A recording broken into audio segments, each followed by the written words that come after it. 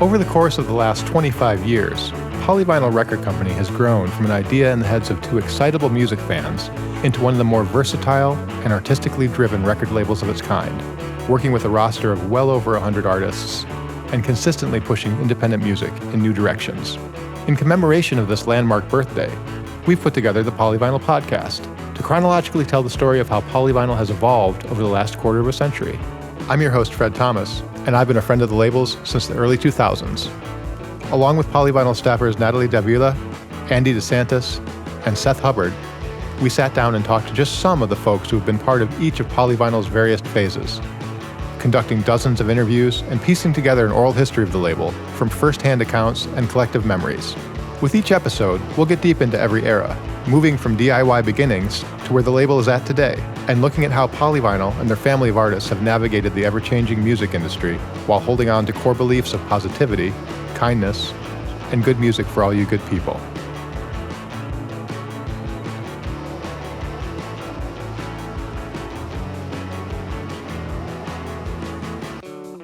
Hello, and welcome back to the Polyvinyl Podcast, where we've been telling the Polyvinyl story year by year, more or less in chronological order. So far, we've painted a picture of how the label got started in a true grassroots DIY fashion, and gradually branched outward from those beginnings, reaching past the Midwestern scene it was born from, to work with more national acts, and have some massive breakthrough successes along the way, with bands like American Football, Of Montreal, and Japandroids. If you're just tuning in now, it might be worth your while to go back and start at the beginning, just to get the whole story.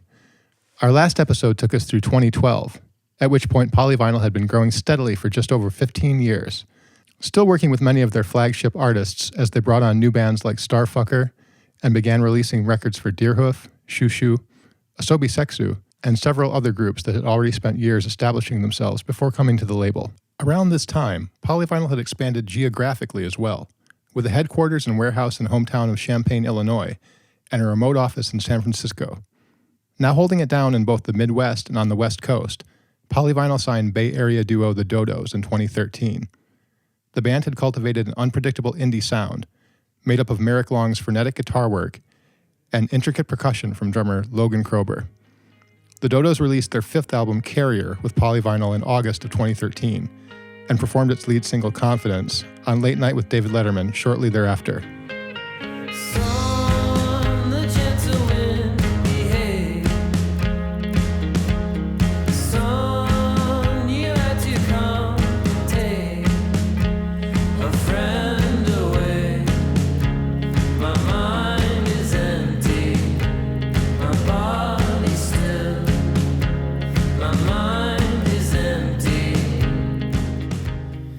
Here's Dodo's guitarist vocalist Meric Long. I had this realization of like, oh my God, things could have really gone a different way at that point in time when we decided to join Polyvinyl. We kind of reached out to a bunch of labels, and in the end, it kind of got watered down to like you guys and another label. And I won't say who the other label is. They were an LA-based label. They had some big bands, you know. They courted us, like, and we went down to LA, and they were very sweet and lovely. But like they took us to a spot where all the like famous people eat in LA, like this super fancy restaurant at the top of this building that you had to take an elevator up to. And like in the elevator, I turn around and there's like John Malkovich standing there. And then we walk into the restaurant and there was like literally like 15 famous people. They didn't take us there by accident. It was very much like they were kind of like dangling a lot of candy in front of us. Obviously, we chose you guys partially because it was just seemed like a little bit more grounded. I was just a few days ago on tour in the Pacific Northwest and just thinking like, wow, if we had gone the other way, we probably wouldn't be on tour right now. We probably wouldn't be making records still. Like that label would have dropped our ass very soon afterwards. So I was feeling very grateful and also just to how glad I was that we made that choice. Along with the Dodos, the label also welcomed several new bands to the family in the early 2010s. Among them were electronic bedroom pop artist Pillar Point, Japanese orchestral indie auteur Shuko Takamaru, and Sunny and the Sunsets, an ever-shifting project centered around the prolific and conceptual output of Bay Area legend Sonny Smith.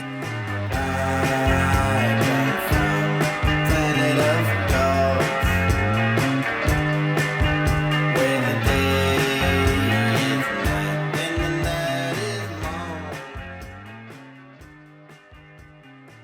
Consisting of high school friends Ted Joyner and Grant Widmer, New Orleans duo Generationals signed to Polyvinyl in 2013 for the release of their third album, Heza. Generationals combined tight production and rock swagger for a highly manicured pop that hid its exacting construction under euphoric, non-stop hooks. The band formed in 2008 and released several albums before getting on Polyvinyl's radar, but as Grant Widmer tells it, there was a false alarm a few years before Generationals ultimately ended up signing on. When we had first made the first Generationals album, we had it done and we were like, we're going to go to Austin for South by. This was like what I would consider kind of the late heyday of South by, 2009. And the guy who was playing drums at the time in the band had texted me and said, dude, I heard that Polyvinyl is feeling this record. They might be interested. And so we're like, oh shit, like this could be something. We had a lawyer who was familiar with a lot of labels. He knew people. So I reached out to him and told him like what we had heard. He goes, I'll reach out to Polyvinyl and I'll let him know about the show. Like we were going to do like a day show or something. He comes back to me and he goes, Matt Lunsford's the guy I know and he's never heard of y'all. Who exactly did drummer speak to and was it serious? And then I was just like, yeah, I don't know. He just said it was a guy. And then that was the end of it. Thinking through like 2021 vision, I'm like, what are the odds that the drummer at the time was just blowing smoke here? It's probably high likelihood that that's what happened. We signed a record deal with another label that lasted us for a couple of albums. And then after that album, after the second one of those, we were like, all right, well, we're ready to move on. Our third record was done, but we hadn't figured out what to do with it yet or where to put it out. And we were kind of spending time in like 2012 trying to figure that out. And I think that's when we first, through mutual friends, got on the phone together and worked something out. Mutual friend Gondar Sever, a lawyer who had worked with both parties, would end up matchmaking the band with the label. Here's Ted Joyner. I do remember it was Gondar who kind of like set us up with you guys. I remember him saying at the time, this is kind of like setting up two of my friends on like a date, which I guess sort of it was, because we had worked with him for a long time, same as you guys. I remember the first time, gosh, I wonder if this was the first time we actually like met anybody face to face, but one of the first times. We were in Chicago, we were on tour in like probably the fall of 2012, so this would have been before Heza came out, and I think maybe we had already got a deal for Heza, but we were touring for the EP that came out before that called Lucky Numbers, and Matt came and met us in Chicago. I think it was at Shuba's, and there's a restaurant there that everyone always eats at when you play at Shuba's. And so we sat down with Matt and we were just like, all right, we have questions and we wanted to answer them. And our questions were like, can you tell us about when like Kevin Barnes rode a white horse out onto the stage at Radio City Music Hall? And we're not leaving until we get this story. So he like very dutifully like answered every single anecdote and like question that we wanted to know about those kind of like the tall tale like kind of aspects of things that had happened in label history and just different questions that we had about stories, basically about Mates of State, people that we really liked and knew that he knew and had a relationship with. And he just like was really sweet about it and just like told us every story and we just hit it off. So I always remember that as being like, okay, yeah, this guy's gonna be really fun to work with. We spent times in Austin together. That's usually like when people all end up together at South by or something, and like always had such a great time hanging out with everybody. I remember probably the first year we were on board, we did the Polyvinyl showcase. I think we played last, which ended up being at like 1:00 or something. But it was a blast. I mean, those are the times when you get the most people together from the label and you get to like meet people that you've emailed with 100 times and never met face to face, and also the other artists. And I have very fond memories of all those times, and I hope we get to have more of them. I feel like it was our first year with y'all that we played New Year's Eve at the bottom of the hill. It was like the end of a year of like pretty heavy touring, I guess, on Heza. I just remember partying really hard at bottom of the hill and it being a blast. I guess the interactions with y'all, it's just tons and tons of emails, and then when we see you face to face, it's like at the show, and then we just party our asses off, and then that's it. As the 2010s began, so did the streaming era. Streaming services were launching worldwide, and music listeners were pivoting from file sharing and physical media to nearly all-encompassing music libraries that could be accessed immediately on most phones. To state the obvious, streaming completely changed the music industry. Generationals were one of Polyvinyl's bands to come into their own while this sweeping change was taking place, and the Heza track Put a Light On has become one of the most streamed songs in Polyvinyl's catalog, amassing more than 60 million plays at the time of this recording. It was kind of surprising. I mean, people were singing it by the time we got out on tour on it, or at least like they were singing it way earlier on than what usually happens. Usually something kind of has to permeate for a while. I kind of have a vague memory of people coming up to me and being like, what are those like little sounds? And like, how did you make that kind of like bell sound? I have a specific memory of being in the studio working on it and being like, hang on, I think you got something here, but like, I know how to fix this. I can make this better. And I like went off and like did a different take of it. And it was just like, yeah, you know what? This is worse. Like, let's do the original one. And then I was like, all right, well, take my advice at your own peril. And then, sure enough, like 6 months later, it's like the biggest song we've ever put out. But I was like, all right, well, maybe I wasn't right about that. But I don't remember what the moment was when like I realized that Put a Light On would be like, we'd have to perform that at every concert forever. But yeah, somewhere in there, in the early part of 2013, I guess, yeah, like Ted said, you get a sense, especially have a new album out, when you play shows, if people are like really responding to one particular new song, you're like, oh, it's weird. Like you kind of wish you could do that before you put the album out. We have our own little theories about like what are the best songs or what should we pay more attention to, but like there's nothing like just playing it for a live audience to get a sense of. I guess that's why comedians do that, right? Like they go out with new material for a long time before they actually settle on what's going to be on the special.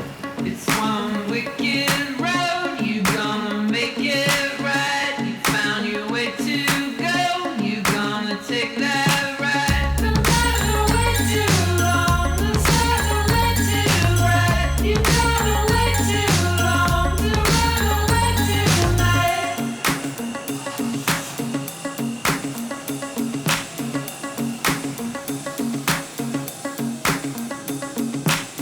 Was it the thing you heard? Was it the thing you said? I try to find a way. In 2014, Polyvinyl re-released American Football's self-titled debut album in a deluxe vinyl edition, with unreleased demos, rehearsals, and other unearthed songs from that era, 15 years after it had first come out. The overwhelming excitement and positive response around the reissue was enough to jumpstart a reunion.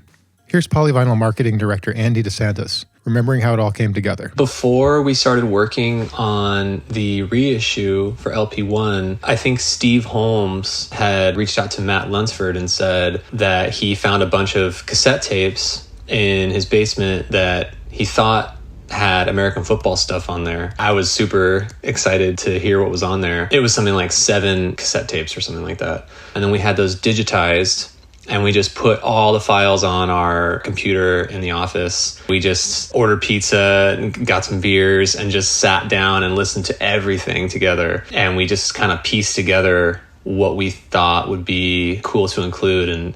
And there were so many cool little moments on there, like them practicing before going in to record the record, a few cool little live moments, and some unreleased material that never saw the light of day. I'll always remember getting those cassettes, just going through all of them. It was such a fun time. Here's Polyvinyl co-founder Matt Lunsford. In 2014, when the record turned 15 years old, we reissued the record because people had been asking for so long if there was, additional material and so on. And we wanted to also expand the packaging a little bit. And it was such a runaway success doing that it broke our website when we put up the pre-order. People think all the time that there was some sort of like grand plan for this, but there absolutely wasn't. The fact that the pre-order and the excitement about that 15-year anniversary deluxe edition of the record was so unexpected, like kind of ended up driving the American football guys to decide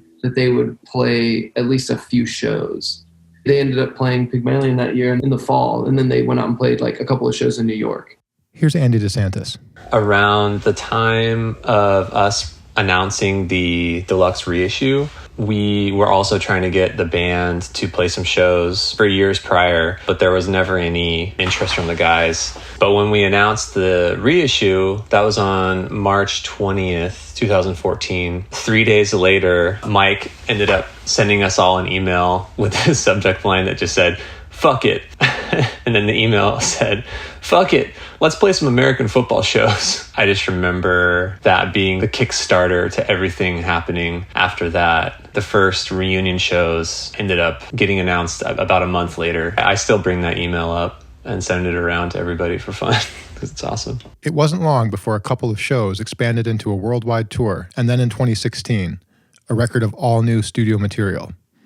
Here's American football's Mike Kinsella. For like specifically American football, it was sort of like there was so many unknowns, and we all didn't know not only that was going to happen, but then like, well, what happens next? And there was different people telling us their ideas of what was going to happen next. So I think like we just wanted something constant, like, okay, cool, like at least we're working with people we trust and we know. You know, like Polyvinyl's successful with bands because they got that old school like 50-50. Like if the album does well, everybody does well. Yeah. If it's in everybody's interest for the album to do well. Like, you know, a lot of major labels, like it's in their interest to have a band do well or something, but it's not like, if it doesn't, then they have no problem cutting ties or just like moving on, or it's all business. Yeah, so it's all business. So I think it was mostly just like trust, like, okay, like this is, you know, unknown, so let's have something to sort of hold on to while we're doing it that we trust. And like as a band, we're totally aware of like how many things had to happen for this in the right time, in the right order. And when I like meet new people and they're like, you know, I take the kids to school and I meet parents and stuff and they ask what I do and they're interested, but they don't understand. It's like, well, were you like in a band in high school? And they're like, yeah. I'm like, that's the same band. It's just my band now keeps doing it.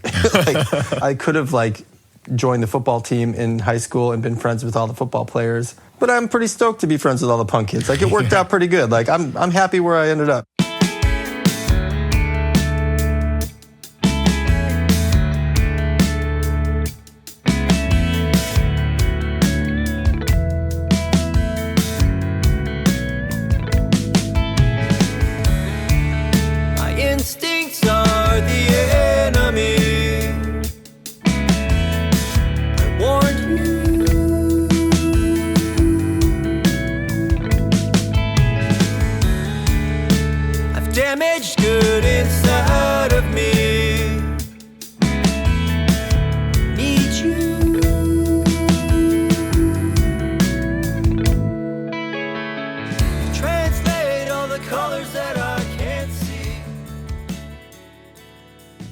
American football wasn't the only band from the farthest reaches of Polyvinyl's early days to reunite. Braid, who had broken up in 1999 after an astonishingly active initial run, briefly reformed in 2004, but then came back together yet again in 2011, teaming with Polyvinyl for the release of 4-song EP, Closer to Closed. This would be the first newly recorded music from Braid in over a decade, and set the scene for the band to continue recording and touring from that point forward. Another of Polyvinyl's foundational bands came off of hiatus in 2014 when Rainer Maria played their first shows in 8 years. In August of 2017, they released their 6th self-titled record with Polyvinyl, their first new album in 11 years. Here's the band talking about their return to the stage and how working with Polyvinyl once again felt like the next natural step. We were all finally back in one place, kind of. Everyone had been traveling, and I'd been in Thailand, and William had been traveling, and Caitlin had been in Connecticut with her kids, and so we were all sort of like available. We all got together and decided to play music. It wasn't like there'd been any bad blood or anything before, like when we went and made that record with Grunion. It was just like, well, we've done this for a long, long time. Let's just try something new. Yeah, it was a happy reunion in that regard. Again, it was like a natural sort of low-key relationship continued. I just recall no weirdness or anything, just... They may not have noticed we were gone, to be honest. Just been busy, and then like, oh, here's another record, cool. From the way that we're talking about it, it's like almost like, yeah, I don't remember we ever talked to them. They just kind of put the record out and didn't say much about it. We just sent them the... We just started getting invoices, so we paid them. I don't know. Yeah, they asked what color vinyl, and I was like, what do you mean exactly? My band Saturday Looks Good to Me also returned after some time away, releasing our 4th album, One Kiss Ends It All, on Polyvinyl in 2013. But our reunion story was a little bit different.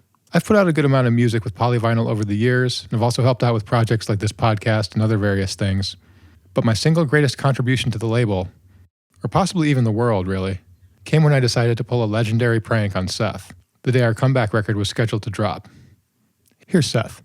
I remember getting to the office the morning the record came out, and I had an email from you, and it was more or less, you're like, we can't release this record. I'm so sorry, but we have to pull it. Like, we have to destroy all the copies, like, get rid of it. And, you know, like, I'm really sorry, but, like, I can't let this evil out into the world, I think is what you said.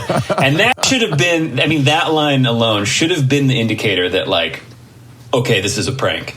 You have never pulled anything remotely close to that before, so I didn't even see it coming. I've kept that email, of course, and like Me too. a couple people over the years, they've asked me about the story, and I've shown them the email, and they've been like, Jesus Christ, what's wrong with you? I was working at this 9-to-5 office job, kind of just bored at my desk the morning of the record. And I was like, oh, it'd be really funny if I just like fired off an email about how this like cute, sweet little twee record somehow inspired like a demonic possession. I thought I was being so ridiculous that you would be like, okay, cool. Yep, I'm going to make sure that we like put holy water on all the like new like of Montreal CDs too. Just how ridiculous was this email, you ask? To give our listeners a complete sense of how over the top I went with this prank, I asked Betty Barnes, vocalist of Saturday Looks Good to Me, and an unwitting subject of this morbid fantasy, to read it aloud for us. Seth, I'm really sorry to do this to you, especially on the day we were supposed to announce the album, but I have to completely withdraw the album from the public. I know this is going to sound crazy, but last night I got an email from Betty that changed how I will think about music forever. Apparently, when I sent around the MP3s of the songs a few months back, she had shared it with a friend of hers. She didn't want to tell me because she knew I was so strict about it not leaving the circle or whatever. Anyway, a few weeks go by and she stops hearing from her friend. And everyone else does too. Everyone's getting really worried, so eventually someone goes by her place, the friend's place, and she's shaking back and forth on the floor, foaming at the mouth, and this is the part that really fucked me up, maybe permanently. She's written the words to Empty Beach all over the walls of her apartment, and she's playing the album simultaneously on 7 or 8 different players. Once they got her into the hospital and calmed her down, she kind of came back to reality. But she said that the last thing she remembered was opening up a file of her friend's band and feeling a dark presence. Apparently, she'd been like blacked out or in a demonic trance for weeks. I feel so horrible, like I've accidentally unlocked some evil power or unintentionally written some incantation or something. I know we all worked so hard for this and for such a long time, and Polyvinyl has already paid for the records to be manufactured, publicity, wages for working people, etc. And I am so sorry. But I simply cannot risk this happening with anyone else. And I'll be happy to pay whatever ridiculous amount it would take to reimburse the label for all the wasted costs. But this has just terrified me to my core, and I can't have anyone else hear this album. Everyone who's already listened to it so far may already be harboring some evil forces that are just waiting to break free. We can't plant any more seeds of evil. Please contact me as soon as you read this so we can figure out how to shut down production completely. I'm at work, but I've been feeling sick over this, so I might leave soon.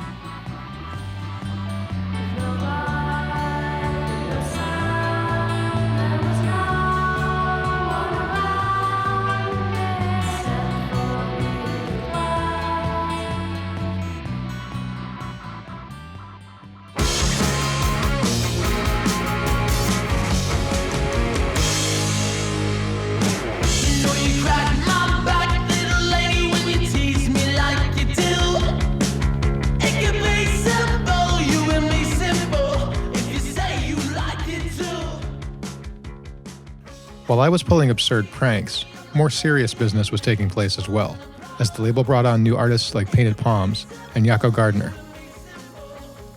Louisville, Kentucky Road Dogg's White Reaper joined the label around this time too. Here's White Reaper drummer Nick Wilkerson. First time I heard about Polyvinyl was growing up, going to shows. Weirdly, the Louisville scene was super influenced by that kind of sound. It had that braid kind of Captain Jazz, like that kind of like noodly, like emotional vibe to it. A lot of Louisville bands were like that. I guess I was more of like a Discord guy growing up, which is funny. Like after meeting Matt Lunsford, it's totally the same, and you guys kind of like modeled the label after that. So it kind of like weirdly kind of like comes together in the end. And it's just like punk thing. Look, it's just punk music. That's all it is. We hear that we might have a chance with Polyvinyl Records, which is like, wow, a real record label that's been around for a while wants to give us a chance, and it's going to be a nice audition style classic. All right, you got a chance, but you got to audition from the head honchos. So we drove up to Champaign and played a show at Mike and Molly's. I think the show was booked for the audition, and I remember leaving and just being like, there's no chance we're going to ever be signed to this label. When we got the call, like, I think 3 days later from Matt, that was like the craziest day of my life up to that point, you know? In the space of just a few years, White Reaper went from auditioning at a hastily booked bar gig to playing stadiums opening for Pearl Jam, as they were the first polyvinyl band to eventually work with a major label, signing to Elektra in 2019 after releasing 2 albums on polyvinyl, and basically living in the van for 5 years. It has been different working with the major label, like with you guys, like, you know, I went to sleep in Matt's extra house. Polyvinyl was like family. That's kind of the separation, really, is that like now it feels much more like a kind of machine with our team and everything. But back then it was like you guys were the team for us. Take your time, I won't be long till our car breaks down, your hands in mine. Feel like a firefighter's when I take off your shoes, and all that's in between the knots are loose. I cut them just to see you through.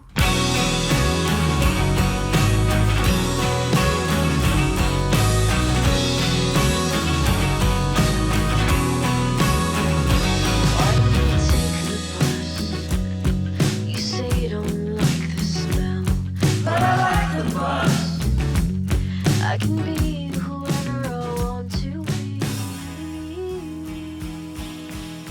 Take time to figure it out. In 2016, Polyvinyl began working with producer, songwriter, multi-instrumentalist Melina Duterte, who had been making furtively intricate indie rock under the name J. Sam. A year earlier, she had shared some demos online that were in various states of completion, but still strong enough to merit proper release as Turn Into, her first material on polyvinyl. Here's Melina talking about getting a sense of the label really early on. I became aware of polyvinyl, I think, either 2003 or 4, something like that. I was young, like elementary school, and I think it's because I bought like a Mates of State CD. That's also when I got into Of Montreal, and I kept seeing the word polyvinyl. And I think that was honestly one of my first introductions into like labels. And I just remember opening stuff all the time and like seeing that. And I started to notice that like with other bands, like record label names. Then I just started to notice this pattern of like listening to bands that were all on polyvinyl. Yeah, I was like back. 10 or something. Do you remember the show The OC? I think I found a lot of music from The OC. Like they introduced me to a lot of like alternative indie music, especially like the early aughts when like the indie stuff was really cool back then, like MySpace music. And I think Mates of State was on there, but I don't know. That was a time when like LimeWire was around too, so like everyone was like downloading illegally. In 2017, the more fully formed proper J. Sam debut, Everybody Works, was released, leaning into an insular home-recorded aesthetic as often as it took inspiration from commercial pop. Melina recorded the album and played every instrument, including accordion and trumpet on some songs, and it was a huge critical and artistic success. We're going to be talking to Melina a lot more in our next episode, about J. Sam and also Bachelor, her collaborative project with fellow polyvinyl artist Ellen Kempner from Palehound. But let's not get too far ahead of ourselves.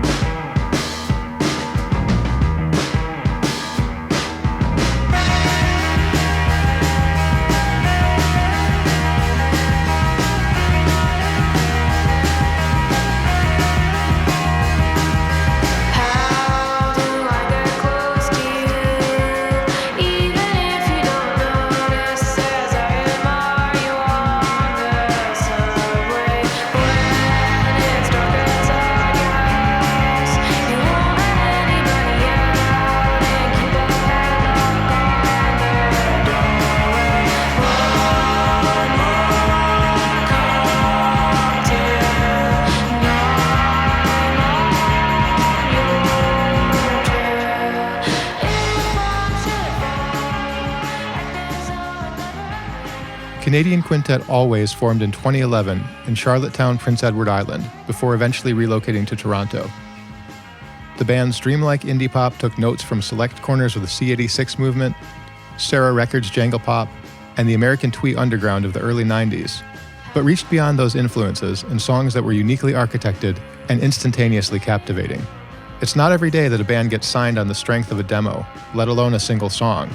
But when an unassuming email came through Polyvinyl's West Coast office in 2014 with a few tracks from an unsigned band, everything changed seconds after the music began. Here's a conversation Seth and Andy had with Alvvays members Molly Rankin and Alec O'Hanley, remembering how time stopped in that moment. I don't remember the first time I heard a band all the time, but like I remember specifically the day I first heard Alvvays. Like it was same.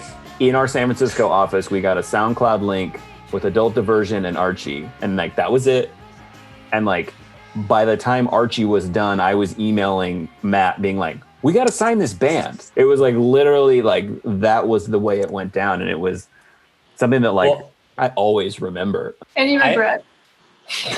No, not at all. I remember the San Francisco office at the time was just like one room. I think there were like 3 or 4 of us in there. And I remember it was Adult Diversion and Archie. And when Archie started, we were like doing our normal work and everybody kind of like poked their head above their screens, like a couple giraffes over laptops. Yeah, like we were like looking at each other like, you guys, this is like amazing. And we all did it too, like at the same time. It was really cool. Thanks for emailing us back. As the band would tell it, however, they hadn't been having the easiest time getting labels interested in working with them and had been slugging it out on the road for a while. There weren't too many labels interested in our record, and you guys are probably really the first label that, you know, didn't show up too drunk to talk. One particular A&R guy, I think you're referring to. He was adorable. We had to drive him home. Oh, wow. We scraped him off the sidewalk. So you guys were a worthy alternative. Yeah, we had maybe one other label that, aside from the drunk guy, that I feel like they were interested in, and it was kind of like one of those things where they just drop off the map and you get kind of confused about the conversations that you had or whatever. Like you get kind of jerked around, but you guys were very upfront and there were no other sides. Little did you know we were quite desperate. So I remember we had a few horrible South by Southwests before we had one where our record was actually out and we felt good about being there. But even then it was still like Amazing Race type situation where even though people are talking about you, it doesn't mean you have anyone to really help you get to point A to point B or to make sure that the show sounds good or that you can hear anything. And so sometimes you see these people who are, talk about it, there's a ton of buzz around them, but they're not even at the level where they have a ton of support.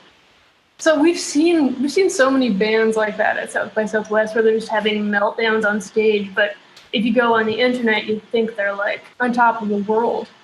It's such a weird dynamic. Like so much exposure, but not necessarily the support. We were probably really stressed at that time. I don't think we were like loving it. Yeah, it's all a blur of colliding with St. Patrick's Day and there being like green beer pouring down the streets into the gutters with blood. It was just a literal bloodbath most of the time. Polyvinyl released the band's self-titled debut in July of 2014 to tremendous acclaim and fan excitement. Alvvays spent the next 2 years touring and collecting accolades, playing at Coachella and Glastonbury, and quickly becoming an influential presence in modern melody-driven indie music. Rode here on the bus, now you're one of us. It was magic hour. Counting motorbikes on the turnpike, one of Eisenhower's. Live your life on a merry-go-round. Who starts a fire just to let it go out? If I saw you on the street, would I have you in my dreams tonight?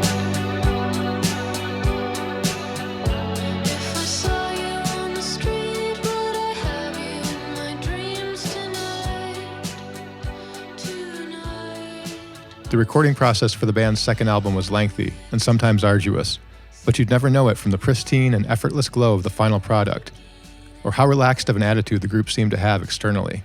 I feel like we were a little bit lost as to what we were going to do. We had switched management after we had released the first single of the album, which is not really advisable. something that anyone does. So there was a huge scramble to really do anything. All that logistical work that goes into like planning a tour, planning videos, or anything like that. Label discussions like internationally. It was just sort of a mess, so yes. On both our records, we've ended up taking on more than we bargained for, particularly on the technical side of things, whether it's teaching ourselves to engineer or mix or master. And certainly there's things we would have done differently in hindsight, but learning by doing, sometimes you fall into that. We kind of mix in our basement until we fell dead asleep and then set our alarm for like 5:30 a.m. and get back at it in that final stretch. We didn't really want to talk about it at the time because that can just become what everyone talks about. Or people would be like, well, you can really tell they lost their minds on this album. So And it's that's true, something though. you want to draw attention to. Once you put it on the table, it never comes off. It becomes something you get asked about in every interview forevermore.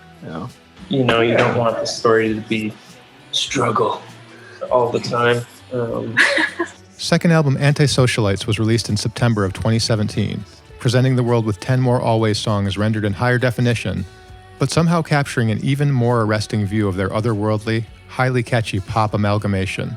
Antisocialites was as big of a success as the first album on all levels, if not bigger.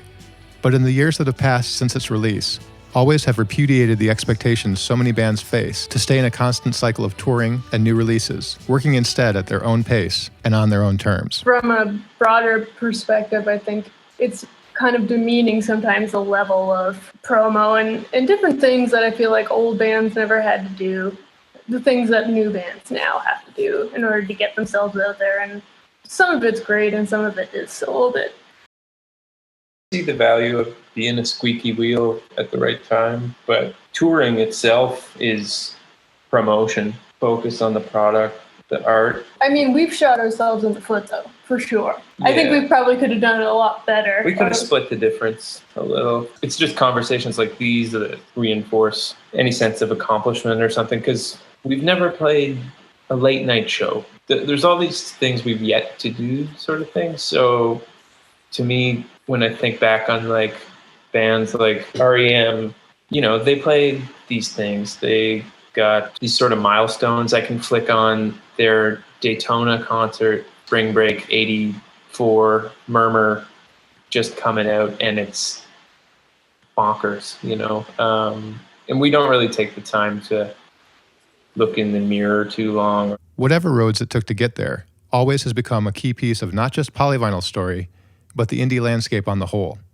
Whenever they come through with their next album, I know we'll all be more than ready, and it will be worth however long of a wait.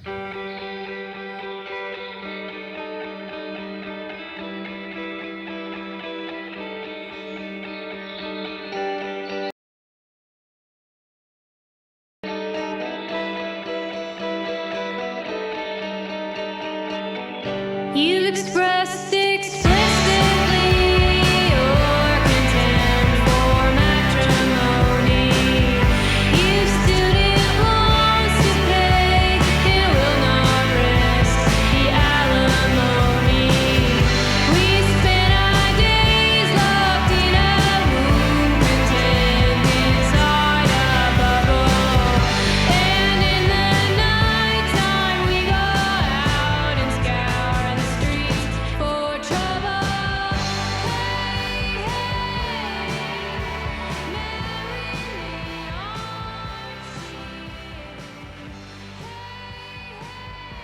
We're going to stop there for now, but for our next and final episode of the series, we'll be going really big. Episode 5 will take us from 2018 to the present day, and we'll be sharing conversations we conducted with Oceanator, Laura Jane Grace, Anna Birch, Jeff Rosenstock, Julia Jacqueline, Caro Benito, talking with Jay Som and Ellen Kempner from Palehound about their collaborative project Bachelor, and even more. If we're lucky, there might even be some Airheads content. As always, thank you so very much for tuning into the Polyvinyl Podcast. If you're enjoying the programming, consider taking a moment to subscribe or leave a rating or a review. It goes a lot further than you'd think in terms of spreading the word.